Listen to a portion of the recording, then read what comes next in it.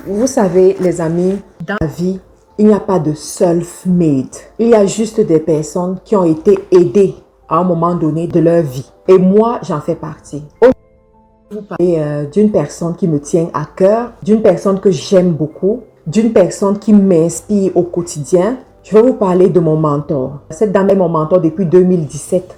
Où j'ai fait sa connaissance à Margate en Angleterre. Lorsque je l'ai vue dans un shop, African shop, à ce moment, je recherchais un mentor. Je voulais avoir un mentor. Et nous avons discuté et puis elle m'a dit quelque chose que je ne vais jamais oublier. Elle m'a dit « Follow me and I will make you ».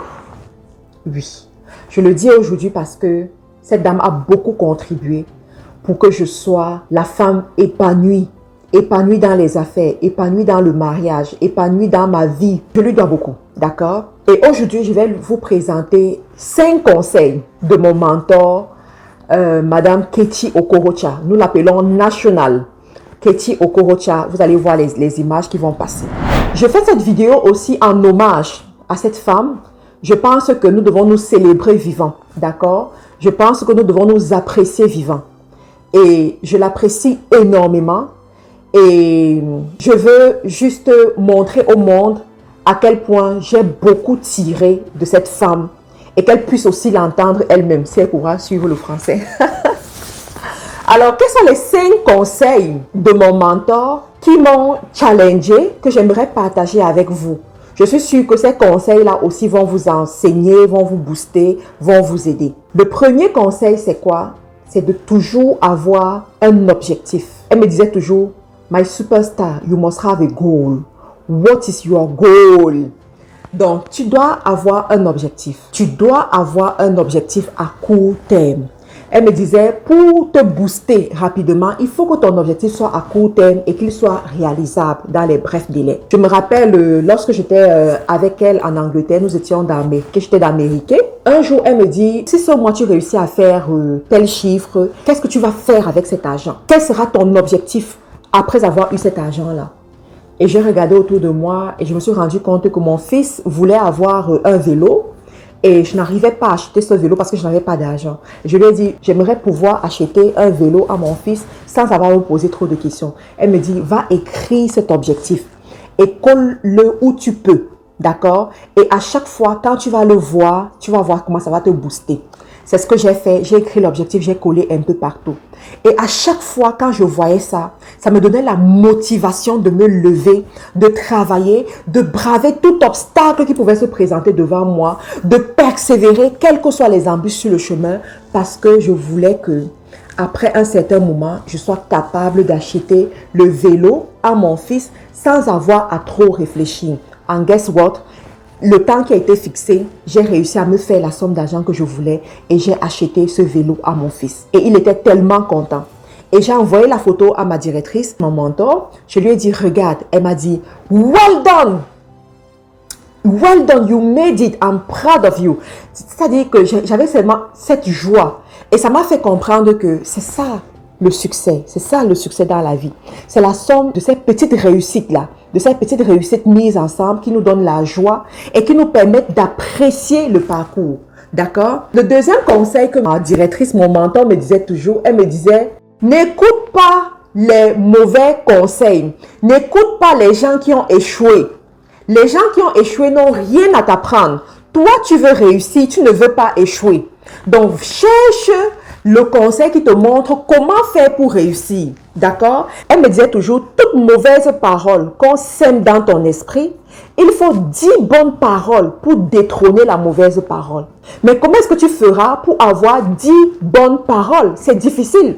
Donc, il est de ta responsabilité de te protéger pour ne pas écouter les mauvaises paroles, pour ne pas écouter les mauvais retours, pour ne pas écouter les témoignages des personnes qui ont échoué, alors que toi, tu as pris la décision ferme de t'engager dans un business et de réussir dans ce business.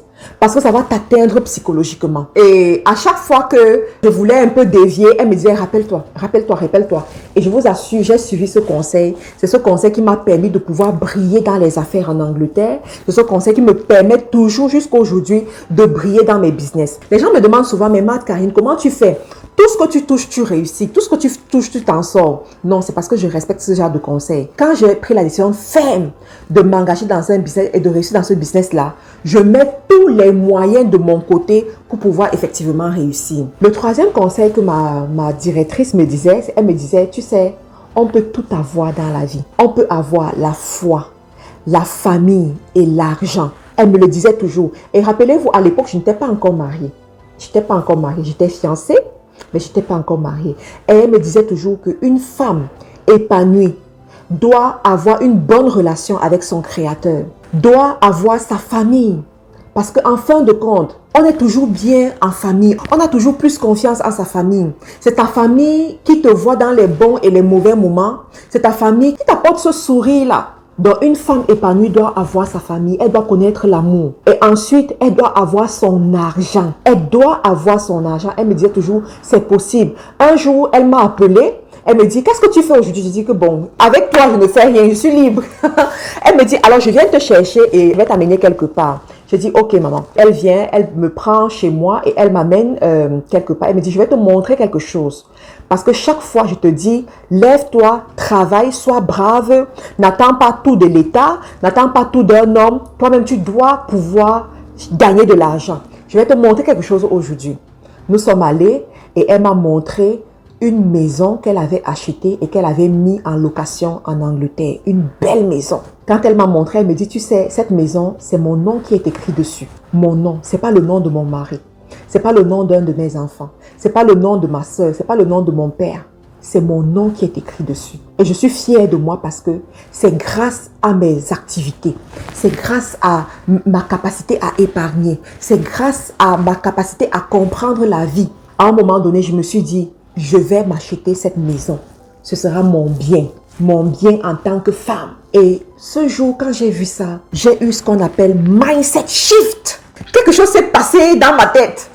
Je me suis dit, waouh, voilà les femmes. Voilà les femmes. Il faut savoir que ma marraine est mariée à un médecin qui a sa propre clinique en Angleterre. Et sa clinique est située dans l'une des villes où habitent uniquement les bourgeois en Angleterre.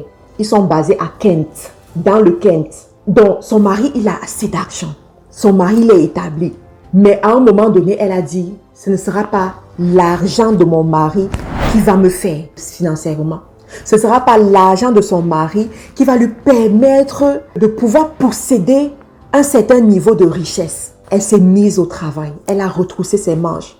Et elle a réussi à s'acheter sa propre maison qu'elle a mise en location. Quand j'ai vu ça, j'ai dit que maman, moi-même je serai comme ça un jour. Moi-même je serai comme ça un jour. À partir de ce jour, j'ai appris à gérer mon argent avec parcimonie, à mettre de l'argent de côté, à entretenir mon compte d'épargne, à m'intéresser à l'investissement immobilier.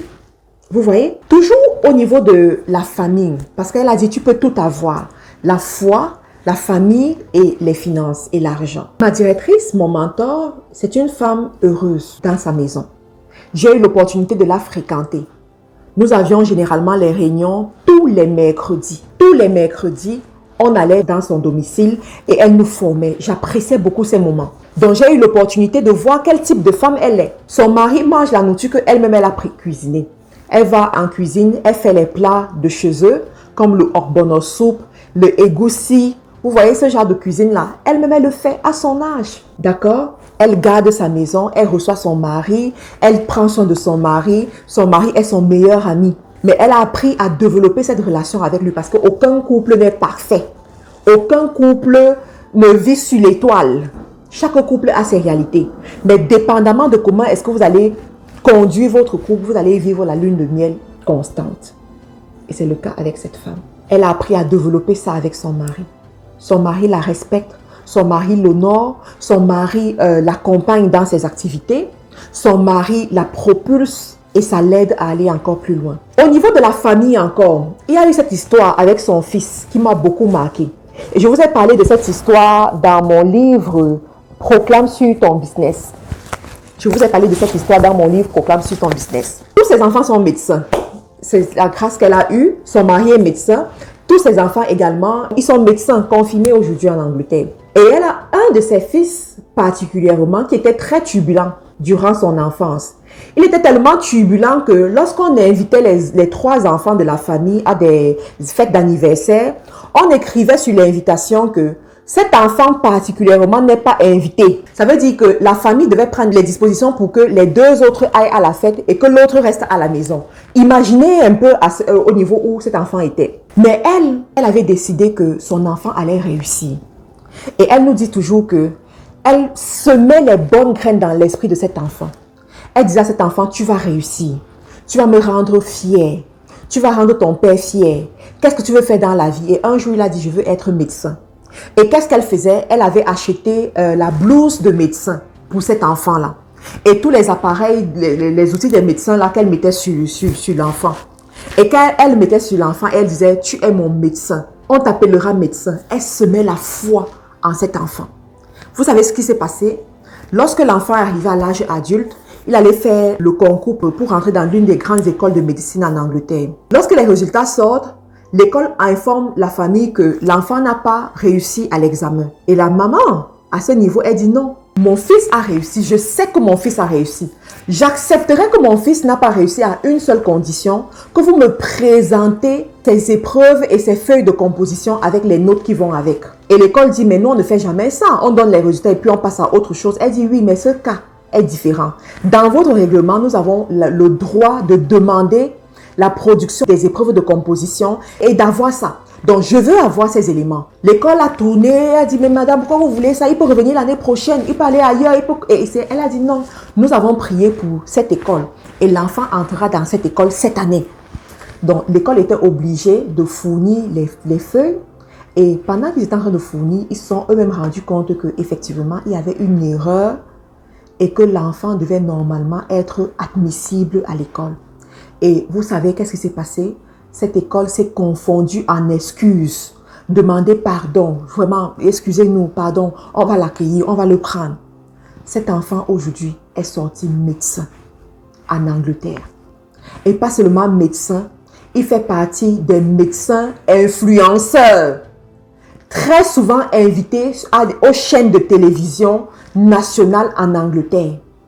Il fait même partie des porte-paroles du NHS en Angleterre. Applaudissez pour ma directrice. Applaudissez pour mon mentor. Oui. Pourquoi? Parce qu'elle a compris certaines choses. Elle a compris certaines choses. Vous savez, mon mentor a écrit un livre. Elle a écrit un livre. Lorsque j'ai vu qu'elle a écrit ce livre, j'ai dit, je dois avoir ce livre. Elle a écrit ce livre. Who says you can't have it all? Le titre en dit long. Qui a dit tu ne peux pas tout avoir? Tu peux tout avoir, foi, famille, finance. Elle a écrit ce livre. Et ce livre te montre exactement les étapes que tu dois suivre pour tout avoir. Parce que très souvent, vous avez des gens qui réussissent dans les affaires, mais qui échouent au niveau de la famille. Lorsqu'on regarde leurs enfants, on se dit, ouh, ça c'est échec total. Lorsqu'on regarde leur vie de couple, échec total. Mais elle dit, who says you can't have it all? You can have it all. Je vous invite à commander votre livre. Moi, j'en ai pris plusieurs exemplaires. J'en ai pris jusqu'à 5. J'en ai pris plusieurs exemplaires parce que je sais qu'ici au Canada, il y a des gens qui voudront avoir le livre et je pourrais facilement leur expédier le livre à la maudite somme de 20 €. D'accord? 20 €. Et puis, je vous expédie ça. Ça prend quelques jours pour arriver. Si vous êtes au Canada et aux États-Unis, dans toute l'Amérique du Nord, je peux vous servir tout simplement. Donc, les amis, c'est juste incroyable. Alors, on va continuer. Le 4e point. Le 4e conseil que j'ai pris chez ma directrice, chez mon mentor, c'est que dans les affaires, on ne fait pas les affaires par hasard. Il faut toujours cibler une zone d'influence. Je me rappelle un jour dans nos sessions de mentorat, elle me dit, quelle est la zone où tu veux avoir le plus de tes clients? Je lui dis, je ne sais pas, n'importe où, mes clients peuvent venir de n'importe où. Elle me dit, non, on ne fait pas les affaires comme ça. Tu dois délimiter la zone où tu veux que tes clients viennent et tu vas développer des stratégies pour attirer les clients de cette zone-là. Et même dans tes prières, pour ceux qui prient, elle dit, et même dans tes prières, tu vas prier pour que les gens de cette zone-là puissent remarquer ton produit et puissent rapidement venir acheter les produits chez toi. J'ai dit, waouh, j'ai dit, ok, on fait comment? Elle me dit, tu prends la carte de ton pays, du pays dans lequel tu es, du continent dans lequel tu es, ou bien de la zone où tu veux influencer, et tu délimites les endroits qui t'intéressent. Tu vas chercher la connaissance par rapport à ces endroits. Le nombre de la population, les comportements d'achat, le type de personnes qui sont là-bas, qu'est-ce que ces gens-là consomment. Toutes ces informations-là vont t'aider à peaufiner ton offre pour cette zone. Je vous assure qu'à partir de ce jour, j'ai décidé de suivre ce conseil. Chaque année, je détermine les pays dans lesquels je veux qu'on consomme mes produits. Les pays dans lesquels je veux avoir les gros partenariats. Et je vous assure que c'est comme ça que j'ai réussi à progresser dans mes affaires. Je me rappelle une année, j'avais déterminé, je veux le Gabon, je veux la Côte d'Ivoire. Cette année-là, j'ai ouvert mes entreprises au Gabon et en Côte d'Ivoire. Une autre année, j'ai ciblé le Bénin. Et il faut savoir que j'avais trop peur du Bénin parce que aujourd'hui, quand tu ouvres un groupe WhatsApp, les marabouts qui rentrent généralement dans les groupes WhatsApp, c'est les Béninois. Donc, ça me faisait peur. Et je vous assure que j'avais quand même dit, le Bénin, c'est un pays qui m'intéresse parce que sa population est nombreuse et le Bénin a la conscience du digital. D'accord? Le digital est développé au Bénin. Donc, ce qui s'est passé, c'est que cette même année, j'ai développé mon business au niveau du Bénin avec plein de partenariats juteux. Donc, voilà un conseil pour ceux qui sont en affaires et qui veulent réussir en affaires. Le 5e conseil que j'ai pris de ma directrice, mon mentor, c'est de savoir célébrer ses réussites, de savoir célébrer son succès. Ma directrice a cette habitude que chaque fin du mois, lorsqu'elle a son rapport des activités et qu'elle a le rapport de ce qu'elle a pu réaliser durant le mois, elle va s'offrir une coupe de champagne. Elle va aller dans un restaurant huppé, très chic, avec une très belle paire de chaussures, très beau sac, mais alors très nickel, très belle et tout ça, au volant de sa Range Rover. Et elle va aller déguster sa coupe de champagne, juste avec elle-même. Ou alors avec une de ses menties, ou alors avec un de ses enfants, ou alors avec son mari. Mais très souvent, c'est même juste avec elle-même. Parce que, bon, elle veut se célébrer, elle veut apprécier le travail qu'elle a eu à faire et elle veut encore développer l'énergie nécessaire pour attaquer le mois qui suit. Et elle m'avait dit, qu'est-ce qui te fait plaisir? Qu'est-ce que tu aimes? De temps en temps, offre-toi ce que tu aimes. Offre-toi ce que tu aimes. Fais-toi plaisir. Tu as beaucoup travaillé. Récompense-toi. Et quand j'ai appris à appliquer ça, ça m'a donné encore la niaque pour aller chercher plus. La niaque pour désirer plus. La niaque pour recommencer cette expérience. Et je vois comment mes activités continuent à évoluer. Donc, les amis, je vais m'arrêter là. Je peux vous donner au moins 100 conseils comme ça parce que j'ai eu le temps de digérer, de prendre de ma directrice, de prendre davantage de ma directrice. Pour ceux qui sont intéressés par le livre, je vais vous laisser le lien dans la description de la vidéo. Vous pouvez commander votre livre et l'avoir, d'accord? Quand vous allez avoir votre livre, faites un coucou à ma directrice et dites-lui que vous venez de la part de Marthe Karine. Je serai très heureuse et aussi ça lui fera comprendre que je l'honore partout. Et ça fait plaisir. Ça fait toujours plaisir aux leaders de savoir que les personnes qu'ils ont tenues par la main, ces personnes-là les honorent, quel que soit le temps, quelle que soit la saison, quoi. Merci encore pour votre attention pour cette vidéo. Merci d'être resté jusqu'à la fin et d'avoir savouré tout ce que j'ai partagé avec vous. Merci pour ceux-là qui vont honorer mon mentor, ma directrice, en prenant son livre. On se retrouve dans une autre vidéo, les amis. Au revoir. Pour un séjour calme et agréable à Abidjan et à Douala, choisissez MC Home, votre nouvelle agence immobilière. Nous mettons à votre disposition des appartements meublés ultra-modernes au bord des routes principales. Bénéficiez d'un cadre sécurisé, entièrement équipé avec une couverture Internet haut débit pour un séjour inoubliable. Réservation au Cameroun, plus 237 676 05 17 87. En Côte d'Ivoire, plus 225 07 88 75 24 07. MC Home. Faites comme chez vous.